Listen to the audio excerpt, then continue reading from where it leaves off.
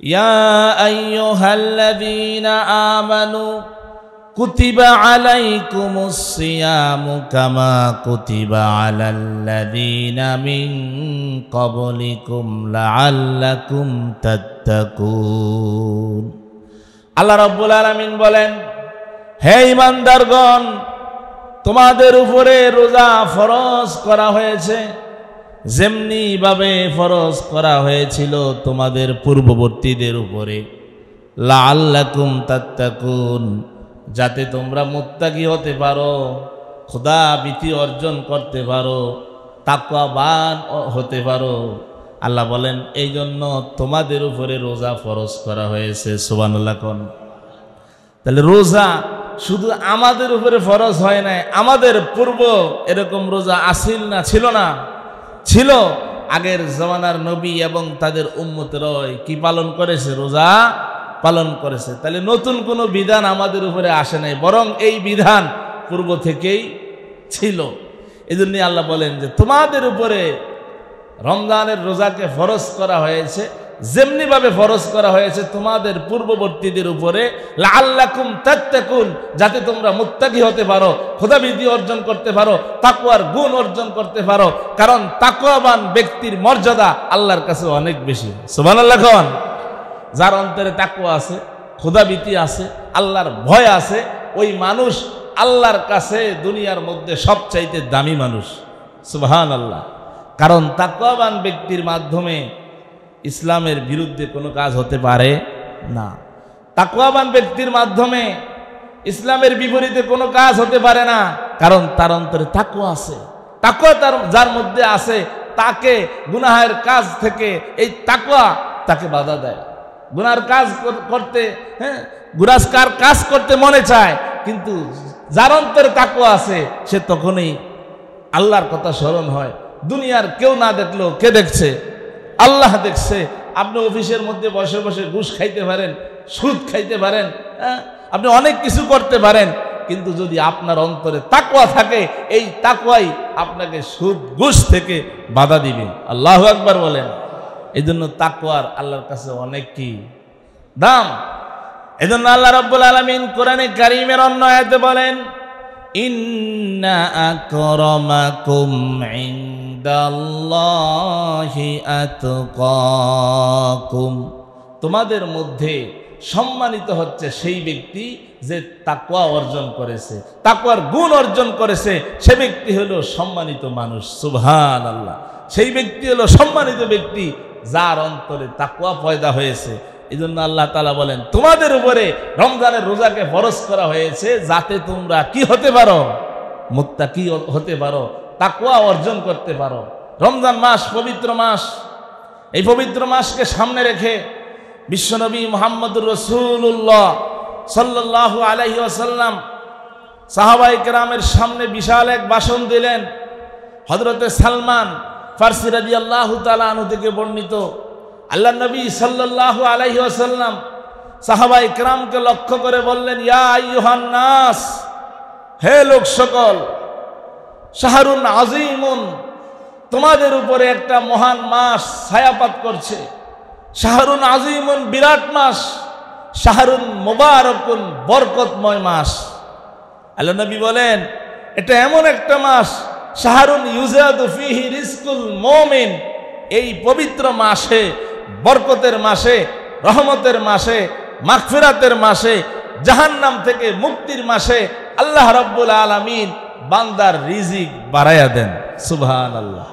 আল্লাহ নবী বলেন ইউজাদু ফিহি রিজকুল মুমিন, এটা এমন একটা মাস যেই মাসে আল্লাহ রাব্বুল আলামিন মুমিনের রিজিক বৃদ্ধি করে দেন। তাহলে আল্লাহ ওয়ালা যারা হবে, মুমিন যারা হবে, রমজান মাসে আল্লাহ তাদের রিজিক বাড়াইয়া দিবেন। আল্লাহ নবী হাদিস শরীফের মধ্যে ইরশাদ ফরমান এটা এমন একটা মাস, এটা পুত পবিত্র মাস। আল্লাহ নবী বলেন কেউ যদি এই মাসে, এই পবিত্র মাসে কাউকে ইফতারি করায়, ইহা তার জন্য জাহান্নাম থেকে মুক্তির কারণ হবে। সুবহানাল্লাহ। অর্থাৎ কেউ যদি কাউকে ইফতারি করায় তাহলে আল্লাহ তাকে জাহান্নাম থেকে মুক্তি দিয়ে দিবেন। সাহাবী প্রশ্ন করছে, ইয়া রাসূলুল্লাহ, আমাদের সকলের তো পেট ভর্তি করে খাওয়ানোর তৌফিক নাই, আমরা কিভাবে করাবো? আল্লাহ নবী সাল্লাল্লাহু আলাইহি ওয়াসাল্লাম হাদিস শরীফের মধ্যে ইরশাদ ফরমান, কেউ যদি একটা খোরমা, একটা খেজুর, এক চুমুক দুধ, এক ডোক পানি দিয়েও কাউকে ইফতারি করায়, তাহলেও আল্লাহ তাকে এই সওয়াব দান করবেন। মানে কি? আল্লাহ তার গুনাহ খাতা মাফ করে দিবেন, তাকে নেকি দিয়ে দিবেন। সুবহানাল্লাহ। তাহলে কত ফজিলতপূর্ণ মাস, কত গুরুত্বপূর্ণ মাস, কিন্তু এরকম আমরা কোনো খোঁজ খবর, গরিব দুঃখী অসহায় যারা আছে আমরা তাদের খোঁজ খবর রাখি না। বিশেষ করে ধনী ব্যক্তি যারা আছে, বিত্তবান যারা আছে, এই রমজান মাসে যারা অসহায় আছে, প্রতিবেশী আশেপাশের যারা আছে, তাদের খোঁজ খবর বেশি করে নেওয়া উচিত, তাদের ইফতারির ব্যবস্থা করা উচিত, কারণ এর সওয়াব অনেক বেশি। আল্লাহ নবী সাল্লাল্লাহু আলাইহি ওয়াসাল্লাম হাদিস শরীফের মধ্যে ইরশাদ ফরমান, কেউ যদি কাউকে পেট ভর্তি করে ইফতারি করায়, আল্লাহ রাব্বুল আলামিন কিয়ামতের দিন তাকে হাউজে কাউসারের পানি পান করাইবেন। সুবহানাল্লাহ। হাউজে কাউসারের পানি পান করাইবেন, যে হাউজে কাউসারের পানি কে পান করতে না চায়? সবাই হাসরের ময়দানে চাইবে আমি হাউজে কাউসারের পানি পান করব, কারণ হাউজে কাউসারের পানি এমন পানি, বিশ্বনবী মুহাম্মদুর রাসূলুল্লাহ সাল্লাল্লাহু আলাইহি সাল্লাম ইরশাদ ফরমান, যে ব্যক্তি হাউজে কাউসারের পানি একবার পান করবে, জান্নাতে প্রবেশ করার আগ পর্যন্ত তার আর কোনো পিপাসা লাগবে না। আল্লাহ নবী বলেন, হাউজে কাউসারের পানি এমন পানি, যেই পানি মধুর থেকে মিষ্টি হবে, বরফ থেকে শীতল হবে, দুধের থেকে ঠান্ডা হবে। যে ব্যক্তি একবার হাউজে কাউসারের পানি পান করবে, জান্নাতে প্রবেশ করার আগ পর্যন্ত তার আর কোনো পিপাসা লাগবে না। সুবহানাল্লাহ। আল্লাহ নবী বলেন, হাউজে কাউসারের পান পাত্রের সংখ্যা হবে, আকাশে যত নক্ষত্র রাজি আছে, তারকা রাজি আছে, ওই তারকার সমপরিমাণ হাউজে কাউসারের পান পাত্রের সংখ্যা হবে। সুবহানাল্লাহ। আল্লাহ নবী সাল্লাল্লাহু আলাইহি সাল্লামকে হযরত আনাস রাদিয়াল্লাহু তাআলা আনহু প্রশ্ন করেছেন, ইয়া রাসূলুল্লাহ, আপনি কি হাসরের ময়দানে আপনি আমার জন্য স্পেশাল আপনি সুপারিশ করবেন? আনাস রাদিয়াল্লাহু তাআলা আনহুকে আল্লাহ নবী অনেক মহব্বত করতেন, ভালোবাসতেন। হযরত আনাস রাদিয়াল্লাহু তাআলা আনহু 10 বছর আল্লাহ নবীর খেদমত করছেন। কয় বছর? 10 বছরের মধ্যে হুজুর আনাস রাদিয়াল্লাহু তাআলা আনহুর কোনো ভুল ধরতে পারেন নাই। তো হযরত আনাস রাদিয়াল্লাহু তাআলা আনহু আল্লাহর নবীর কাছে প্রশ্ন করে বসেছেন, ইয়া রাসূলুল্লাহ, আপনি কি স্পেশাল ভাবে আমার জন্য হাসরের ময়দানে সুপারিশ করবেন? আল্লাহ নবী সাল্লাল্লাহু আলাইহি ওয়াসাল্লাম হযরত আনাস রাদিয়াল্লাহু তাআলা আনহুকে বললেন, হে আনাস, আমি তোমার জন্য হাসরের ময়দানে সুপারিশ করব। আল্লাহর নবী সাল্লাল্লাহু আলাইহি সাল্লামকে হযরত আনাস রাদিয়াল্লাহু তাআলা আনহু জিজ্ঞাসা করলেন, ইয়া রাসূলুল্লাহ, আমি হাসরের ময়দানে আপনাকে কোথায় পাবো, কোন জায়গায় পাবো? কারণ হাসরের ময়দানে সমস্ত মানুষগুলো পেরেশান থাকবে, বিপদের মধ্যে থাকবে, মুসিবতের মধ্যে থাকবে, এমন বিপদের মধ্যে থাকবে যেই বিপদ আর কখনো হয় নাই, এমন মুসিবতের মধ্যে থাকবে যেই মুসিবত আর কখনো চোখে দেখে। 50,000 সানাতিম মিম্মা তাউদ্দুন, 50,000 বছর মানুষ আল্লাহর সামনে দাঁড়ায়া থাকতে হবে। কয় হাজার বছর? 50,000 বছর দণ্ডায়মান থাকবে। আল্লাহ রাব্বুল আলামিন সকল থেকে তার জীবনের হিসাব নিবেন। আল্লাহ হিসাব নিকাশ সেখানে নিবেন। মানুষগুলো থাকবে, আসমানগুলো ভেঙ্গে চূর্ণ বিচূর্ণ হয়ে যাবে, মাথার এক বিগত উপরে চলে আসবে, কোনো বর্ণনা অনুযায়ী 1 হাত উপরে চলে আসবে। এখন সূর্য উল্টা পিঠ দিয়া তাপ দেয়, এরপরও আমরা গরমে থাকতে পারি না। কথা বলেন ঠিক নেবে ঠিক? ওই সময় উল্টা পিঠ দিয়া তাপ দেবে না, সূর্য তার নিজের পিঠ বাও পিঠ দিয়া তাপ দিবে। রৌদ্রের প্রখরতায় সব শরীরের বস্তুগুলো গলে গলে খসে খসে পড়তে থাকবে, সমস্ত মানুষগুলো পেরেশান থাকবে। হযরতে আনাস রাদিয়াল্লাহু তাআলা আনহু বলেন, ইয়া রাসূলুল্লাহ, সেখানে আপনাকে আমি কোথায় পাবো? হযরতে আনাস রাদিয়াল্লাহু তাআলা আনহুকে আল্লাহর নবী জবাব দিলেন, আনাস, তুমি আমাকে মিজানের পাল্লার কাছে পাবে। তুমি আমাকে মিজানের পাল্লার কাছে পাবে, যেখানে মানুষের আমলনামা ওজন করা হয় সেখানে তুমি আমাকে পাবে, আমি সেখানে থাকবো। আমার উম্মতের আমলনামা ওজন করা হবে, আমি দেখবো আমার উম্মতের নেকের পাল্লা ভারী হয় নাকি বদের পাল্লা ভারী হয়, বদির পাল্লা ভারী হয় না নেকির পাল্লা ভারী হয়, আমি সেখানে থাকবো।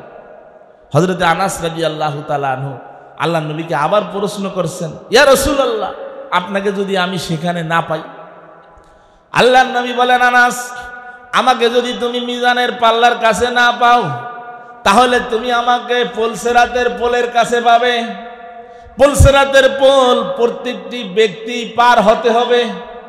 আপনারা শুনেছেন, যেই পুলসিরাতের পোল চুলের থেকে চিকন হবে, হীরার থেকে কি হবে? হীরার থেকে ধারালো হবে। কোনো মানুষের নেক আমল যদি না থাকে ওই পোল পার হতে পারবে না, ওই পুলসিরাতের পোল পার হতে পারবে না। হযরত আনাস রাদিয়াল্লাহু তাআলা আনহুকে আল্লাহ নবী বলেছেন, আনাস, তুমি আমাকে পুলসিরাতের পোলের কাছে পাবে। হযরত আনাস রাদিয়াল্লাহু তাআলা আনহু আল্লাহ নবীকে বলেছেন, ইয়া রাসূলুল্লাহ, আপনাকে যদি আমি পুলসিরাতের পোলের কাছে না পাই? আল্লাহ নবী সাল্লাল্লাহু আলাইহি সাল্লাম হযরত আনাস রাদিয়াল্লাহু তাআলা আনহুকে বললেন, আনাস, তাহলে তুমি আমাকে হাউজে কাউসারের কাছে পাবে, যে হাউজে কাউসার থেকে আমি আমার উম্মতদেরকে পানি পান করাবো। সুবহানাল্লাহ। এই হাউজে কাউসারের পানি আনাস যে একবার পান করবে, একবার যে পান করবে, জান্নাতে প্রবেশ করার আগ পর্যন্ত তার আর কোনো পিপাসা লাগবে না। আল্লাহু আকবার বলেন। এই হাউজে কাউসারের পানি আমরা কি পান করতে চাই? হাউজে কাউসার আল্লাহ নবীকে বিশেষভাবে আল্লাহ তাআলা দিয়েছেন। আল্লাহ কোরআনে কারিমে সূরা কাউসারের মধ্যে বলেন, আউযু বিল্লাহি মিনাশ শাইতানির রাজিম, বিসমিল্লাহির রহমানির রহিম, ইন্না আ'তাইনাকাল কাউসার ফাসাল্লি লিরাব্বিকা ওয়ানহার, ইন্না শানিআকা হুয়াল আবতার। আল্লাহ রাব্বুল আলামিন বলেন, বন্ধু, আপনাকে হাউজে কাউসার দান করেছি। ইন্না আ'তাইনাকাল কাউসার, আপনাকে হাউজে কাউসার দান করেছি। ফাসাল্লি লিরাব্বিকা ওয়ানহার, অতএব আপনি আপনার প্রতিপালকের উদ্দেশ্যে নামাজ পড়ুন, কুরবানি করুন। ইন্না শানিআকা হুয়াল আবতার, ও বন্ধু, আপনার প্রতি বিদ্বেষ পোষণকারী নির্বংশ, আপনার প্রতি বিদ্বেষ পোষণকারী নির্বংশ। অর্থাৎ আল্লাহ নবীর যখন ছেলে মারা যাচ্ছে তখন কাফেরেরা বলা বলি করতে শুরু করলো যে মুহাম্মদের ছেলে সন্তানগুলো সব মারা যায়, মুহাম্মদ দুনিয়া থেকে চলে যাওয়ার পরে মুহাম্মদের নাম উচ্চারণ করার লোক এই দুনিয়ার জমিনে থাকবে না, মুহাম্মদ আবতার, মুহাম্মদ নির্বংশ হয়ে যাবে। আল্লাহ নবীকে এরকম কথা কাফেরেরা বলতে লাগলো। হুজুর কষ্ট পাইলেন, হুজুর কষ্ট পাইলেন, হুজুরের দিলে আঘাত লাগলো। আল্লাহ রাব্বুল আলামিন সূরা কাউসার নাজিল করে হুজুরকে সান্ত্বনা দিলেন, ও বন্ধু, আপনি কষ্ট পাবেন না, আপনি আবতার হবেন না, বরং আপনার নাম উচ্চারণ হবে কিয়ামত পর্যন্ত। আপনার যত উম্মত দুনিয়াতে আসবে, কিয়ামত পর্যন্ত যত উম্মত আসবে, সবাই আপনার নাম উচ্চারণ করবে। ওয়ারাফা'না লাকা যিকরাক, আমি আপনার আলোচনাকে সমুন্নত করেছি। সুবহানাল্লাহ। আল্লাহর নবীর নাম উম্মতেরা নেয় না? নেয় না? প্রত্যেকটা মুহূর্তে নেয় না? নেয় না? নবীর নাম শুনলে আমরা সাল্লাল্লাহু আলাইহি ওয়াসাল্লাম বলি না? বলি না? তাহলে যারা আল্লাহর নবীকে আবতার বলেছে, নির্বংশ বলেছে, আসলে তারা নিজেরাই নির্বংশ হয়ে গিয়েছে। কথা বলেন ঠিক না ঠিক? যারা আল্লাহর নবীকে বলেছে মুহাম্মদ নির্বংশ হবে, মুহাম্মদ নির্বংশ হয় নাই, বরং মুহাম্মদ সাল্লাল্লাহু আলাইহি সাল্লামের নাম উঁচু আছে, কিয়ামত পর্যন্ত থাকবে। কিন্তু আবু জেহেল, আবু লাহাব, উতবা, সাইবা, তাদের নাম দুনিয়াতে নাই, তাদের নাম উচ্চারণ করার লোক দুনিয়াতে নাই। কেউ নিলে তাদের নাম সম্মানের সাথে নেয় না, আদবের সাথে নেয় না। কথা বলেন ঠিক না ঠিক? মানুষ সেই সমস্ত সন্ত্রাসীদের নাম আবু জেহেল, আবু লাহাব, উতবা, সাইবা, মুগিরা গিনার সাথে নেয় না সম্মানের সাথে নেয়? গিনার সাথে নেয়। আর আল্লাহর নবীর নাম প্রত্যেকটা উম্মত দিল থেকে নেয়। কথা বলেন ঠিক না ঠিক? বিশ্বনবী বলেন, মান সাল্লা আলাইয়া ওয়াহিদাতান সাল্লাল্লাহু আলাইহি আশরা, যে ব্যক্তি আমার উপরে একবার দুরূদ পাঠ করবে, আমার নাম শুনে সাল্লাল্লাহু আলাইহি সাল্লাম পাঠ করবে, বলবে, আল্লাহ তার উপরে 10টা রহমত বর্ষণ করেন। সুবহানাল্লাহ। তাহলে নবীর নাম কিয়ামত পর্যন্ত থাকবে না থাকবে না? কিন্তু যে সমস্ত কাফের, মুশরিক, বেঈমান, নাস্তিক, ফাস্তিক আল্লাহর নবীর নামকে মুছে ফেলতে চেয়েছে, হুজুরকে নির্বংশ বলেছে, তারা কিন্তু দুনিয়ার জমিনে নাই, তারা দুনিয়ার জমিনে নাই। তবে ওই সমস্ত আবু জেহেলের চালাচামন্ডা দুনিয়াতে আসে না নাই? আছে, এরা কিয়ামত পর্যন্ত থাকবে। আপনারা বিগত সময় দেখেছেন 16টি বছর পর্যন্ত এই দেশের সহজ সরল মনা মাসুম মানুষদের উপরে যারা জুলুম নির্যাতন করেছে, জুলুম নির্যাতনের স্টিম রোলার চালিয়েছে, যারা অনেক মায়ের নার্সেরা সন্তানকে হত্যা করেছে, ফাঁসি দিয়েছে, কথা বলে ঠিক নেবে ঠিক, যারা কোরআনের কথা বলতে দেয় নাই, ইসলামের কথা বলতে দেয় নাই, নিজস্ব শক্তি দিয়ে বেশি শক্তি খাটিয়ে মনে করেছে ক্ষমতায় থাকলেই তারা সফল। আসলে বেশি শক্তি খাটিয়ে, জোর খাটিয়ে যারা ক্ষমতায় থাকতে চায় তারা কোনোদিন সফল কাম হতে পারে? তারা কোনোদিন সফল কাম হতে পারে না। বেশি শক্তি খাটিয়ে যারা ক্ষমতায় থাকতে চায় তারা কোনোদিন নন্দিত হয় না, তারা হয় নিন্দিত। কথা বলেন ঠিক না ঠিক? আমরা কোরআনের পাতায় শুনেছি, ফেরাউনের কথা শুনেছি, নমরুদের কথা আমরা শুনেছি, কারুনের কথা আমরা শুনেছি, হামানের কথা আমরা শুনেছি, এদের জুলুম নির্যাতনের কথা আমরা কোরআনের পৃষ্ঠা থেকে পড়েছি। কথা বলেন ঠিক না ঠিক? আল্লাহর নবী মুসা আলাইহিস সালামকে কষ্ট দেয়নি ফেরাউন? মুসা আলাইহিস সালামকে কষ্ট দিয়েছে। মুসা আলাইহিস সালামের পিছনে বনি ইসরাইলকে তাড়া করার জন্য, মুসাকে তাড়া করার জন্য পিছনে ধাওয়া করেছে।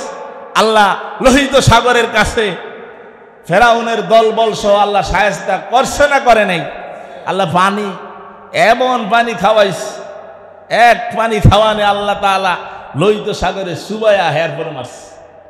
আল্লাহ রেখে, আল্লাহ তুমি আমারে সুগাও কা? আমি তো আল্লাহ বলি। আল্লাহ তুমি যদি না বুঝো তাহলে তুমি এইভাবে বুঝো, আমানতু আন্নাহু লা ইলাহা ইল্লাল্লাযী আমানাত বিহি বানু ইসরাঈল। হায় আল্লাহ, তুমি যদি না বুঝো তাহলে তুমি এইভাবে বোঝো, বনি ইসরাইল যে আল্লাহর উপরে ঈমান আনছে, আমিও কিন্তু সে আল্লাহর উপরে ঈমান আনছি। আনা মিনাল মুসলিমিন, আল্লাহ আমি তো মুসলমানদের একজন। ফেরাউনের বাচনভঙ্গি আর আল্লাহর বাচনভঙ্গিরা কেমন দেখো? ফেরাউন কয় আমি মুসলমানের একজন, আল্লাহকে ওয়াকুনতা মিনাল মুফসিদিন, তুই কিসের মুসলমান? তুই হইলি সন্ত্রাস, সারা জীবন সন্ত্রাসী করেছস, আমার নবীকে জ্বালাইছস, আমার নবীকে থাকতে দেশ নাই, শান্তিতে বসবাস করতে দেশ নেই, বনি ইসরাইলকে জুলুম নির্যাতন করেছস, গোলামবাদী বানায় রাখছস। আজকে তোকে ছাড়বো না, তুই মরবি, তোরে আজকে মারবো, তবে তবে তোর শরীরটাকে আমি বাঁচাইয়া রাখবো, কিয়ামত পর্যন্ত নিদর্শন হিসাবে তোর শরীর এই জমিনে আমি রাখবো, যাতে তোর পরে যত স্বৈরাচারী আসে তারা তোকে দেখে শিক্ষা নিতে পারে। তাহলে ফেরাউনের লাশ আল্লাহ দুনিয়াতে রেখেছেন কি হিসাবে? নিদর্শন হিসাবে। আল্লাহ কোরআনে বলেন, নাল ইয়াউমা নুনাজ্জিকা বিবাদানিক, আমি তোর শরীরটাকে নিষ্কৃতি দিব, তোর শরীরকে জলচর প্রাণীরা খাবে না, পোকা মাকড়েরা খাবে না, আমি শুটকি বানায়া কিয়ামত পর্যন্ত রেখে দিব, যাতে তোর পরে এই জমিনে যত স্বৈরাচার আসে, স্বৈরাচারী শাসক আসে, তারা তোকে দেখে শিক্ষা নিতে পারে। এটা কার কথা? আল্লাহর কথা, কোরআনের কথা। আমি আপনাদেরকে শুনাইতেছি, সে আল্লাহ এখনো আছে না নাই? অতএব যারা জুলুম নির্যাতন করে এরা এইভাবেই ফালাইতে হয়, এদের শেষ পরিণাম ভালো হয় না। কথা বলেন ঠিক না ঠিক? যারা কোরআনের আওয়াজ শুনলেই গায়ে আগুন ধরে উঠতো, গায়ে জ্বালা পড়া উঠতো, তেলে বেগুনে জ্বলে উঠতো, আজকে কই? অতএব কোরআন থাকবে, বাতিল থাকবে না, কোরআন থাকবে, জালেম থাকবে না। কথা বলেন ঠিক না ঠিক? 5 ব্যক্তির দোয়া আল্লাহ কখনো ফেরত দেয় না। 5 ব্যক্তির দোয়া আল্লাহ কখনো ফেরত দেয় না। 1 নম্বরে মাজলুমের দোয়া। মাজলুম যদি আল্লাহর দরবারে হাত উঁচু করে, ওই হাতকে আল্লাহ কখনো ফেরত দেয় না।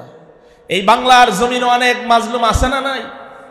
অনেক মা তার নার্সেরা ধনকে হারিয়েছে, অনেক স্বামী, অনেক স্ত্রী তার প্রেমময় স্বামীকে হারিয়েছে, অনেক সন্তান তার বাবাকে হারিয়েছে। এরকম ঘটনা এই জমিনে ঘটছে না ঘটে নাই? ঘরে থাকলে খুন, খুন বাইরে বাইরে ঘুম। একটা ভয়ের মধ্যে এই দেশের মানুষ জীবন অতিবাহিত করছে। কোরআনের মাহফিল করতে হলে পারমিশন লাগে। কথা বলেন, আল্লাহ সেই স্বৈরাচারী সব খতম করেছে। এটা শুধু এই জমানায় না, আল্লাহ যুগ যুগ ধরে করে আসছে। কিন্তু আমরা এই নিদর্শন থেকে শিক্ষা নিতে চাই, আমরা শিক্ষা নিতে চাই না। আল্লাহ আল্লাহ আল্লাহ সব পারে, আমার আল্লাহ সব পারে, কিন্তু আল্লাহ ধরে ধরে ধরে না, ধরলে আবার ছাড়ে না। অতএব এই মাজলুম যদি দোয়া করে, ওই দোয়ার মাঝে আল্লাহর মাঝে কোনো হিজাব থাকে না। হাজার হাজার মাজলুম বাংলার জমিনে আল্লাহর দরবারে হাত তুলেছে। আল্লাহ, আয় আল্লাহ, এই জুলুম নির্যাতন থেকে আমাদেরকে হেফাজত করো, এই দেশের জনগণকে হেফাজত করো। অনেক মানুষকে দিস, অনেক মাজলুমকে দিস, আল্লাহ তাদের দোয়াকে কবুল করছেন। সুবহানাল্লাহ কখন? তাহলে 1 নম্বরে মাজলুমের দোয়া আল্লাহ ফেরত দেয় না। 2 নম্বর, ন্যায়পরায়ণ বাদশার দোয়া আল্লাহ ফেরত দেয় না। ন্যায়পরায়ণ বাদশা, ইনসাফওয়ালা বাদশা, ন্যায় নিষ্ঠার সাথে যারা দেশ পরিচালনা করে, রাষ্ট্র পরিচালনা করে, সুশাসন কায়েম করে, তাদের দোয়া আল্লাহ ফেরত দেয় না। আল্লাহ তাদের দোয়া ফেরত দেয় না। 3 নম্বর হইল মুসাফিরের দোয়া। মুসাফির যদি আল্লাহর দরবারে কোনো দোয়া করে, তা সাথে সাথে আল্লাহর দরবারে মঞ্জুর হয়ে যায়। সুবহানাল্লাহ। 4 নম্বর হলো রোজাদারের দোয়া। রোজাদার আল্লাহর দরবারে যদি কোনো দোয়া করে, আল্লাহ সাথে সাথে তা কবুল আর মঞ্জুর করে নেয়। সুবহানাল্লাহ। 5 নম্বর হলো মা বাবার দোয়া। মা বাবা সন্তানের জন্য যেই দোয়া করে, ওই দোয়াই সাথে সাথে কবুল, সাথে সাথে আল্লাহ কবুল করে নিবে। মা বাবার দোয়া আল্লাহ কখনো ফেরত দেয় না। তো রোজাদারের দোয়া আল্লাহ কখনো ফেরত দেয় না, কারণ রোজাদারের জন্য সমুদ্রের মাছ রোজাদারের জন্য দোয়া করে। সুবহানাল্লাহ। আল্লাহ নবী বলেন, রোজাদারকে আল্লাহ তাআলা 5টা পুরস্কারে পুরস্কৃত করেন। কয়টা পুরস্কারে? 5টি পুরস্কারে রোজাদারকে আল্লাহ পুরস্কৃত করেন। 1 নম্বরে রোজাদারের জন্য, রোজাদার ব্যক্তির জন্য আল্লাহ সারা বছর জান্নাতকে সুসজ্জিত করতে থাকেন, জান্নাতকে সাজাইতে থাকেন রোজাদার ব্যক্তির জন্য। সুবহানাল্লাহ। 2 নম্বর, রোজাদার ব্যক্তির জন্য মাছ সমুদ্রের ভিতরে, পিপিলিকা নিজ গর্তের ভিতরে, ফেরেশতারা রোজাদারের জন্য ইফতার পর্যন্ত দোয়া করতে থাকে। রোজাদারের আমিনের সাথে আমিন আমিন বলতে থাকে। সুবহানাল্লাহ। 3 নম্বর হলো রোজাদার ব্যক্তি আল্লাহর দরবারে যেই দোয়া করবে, ওই দোয়া সাথে সাথে কি আল্লাহ কবুল আর মঞ্জুর করে নিবে। 4 নম্বর হলো রোজাদার ব্যক্তির সম্মানার্থে আল্লাহ রাব্বুল আলামিন জিবরাইলকে হুকুম করেন, ও জিবরাইল, যাও অভিশপ্ত শয়তানকে শিকল পরায়া সমুদ্রের মধ্যে নিক্ষেপ করো। রমজানের প্রথমেই আল্লাহ নির্দেশ দিয়েছেন জিবরাইলকে। জিবরাইল আলাইহিস সালাতু ওয়াস সালাম বড় শয়তানকে ভেরি পরায়া সমুদ্রের মধ্যে নিক্ষেপ করেছে, যাতে আমাদের ইবাদতের মধ্যে কোনো বাধা দিতে না। দেখবেন রমজানের বাইরে যত বড় ঘটনা ঘটে, বড় অঘটন ঘটে, রমজানের মধ্যে কিন্তু ওইরকম ঘটে। কারণ বড় শয়তানকে কোথায় নিক্ষেপ করা হয়েছে? সমুদ্রের ভিতরে নিক্ষেপ করা হয়েছে, রোজাদারের জন্য, যেন রোজাদার ব্যক্তি রোজা রাখতে পারে। 5 নম্বর হলো রমজানের শেষ রাত্রিতে আল্লাহ রব্বুল আলামিন রোজাদারকে সাধারণ ক্ষমা ঘোষণা করবেন। আল্লাহ বলবেন, তুমি 1 মাস সিয়াম সাধনা করেছো, আত্মশুদ্ধি করেছো, তারাবির নামাজ পড়েছো, কোরআন পড়েছো, যাও আজকে তোমাকে সাধারণ ক্ষমা ঘোষণা করা হলো, তোমাকে মাফ করে দিলাম। সুবহানাল্লাহ। প্রত্যেক দিন আল্লাহ তাআলা ইফতারি মুহূর্তে 10 লক্ষ জাহান্নামীকে মাফ করে দেন। রমজানের শুরু থেকে শেষ পর্যন্ত যত লোককে মাফ করেছেন, রমজানের শেষ রাত্রিতে আল্লাহ তাআলা একসাথে ওই পরিমাণ লোককে ক্ষমা করে দিবেন। সুবহানাল্লাহ। এই জন্য রমজানটা আমাদের জন্য গুনাহের মধ্যে অতিবাহিত না হয়, ইবাদত বন্দেগীর মাধ্যমে যেন রমজান মাসটা অতিবাহিত হয়। আল্লাহ নবী বলেন, সিয়ামু জুন্নাতুন মা লাম তাহরিকহা, রোজা হলো ছায়া স্বরূপ, ডাল স্বরূপ, যতক্ষণ পর্যন্ত তাকে ফেরে ফেলা না হয়।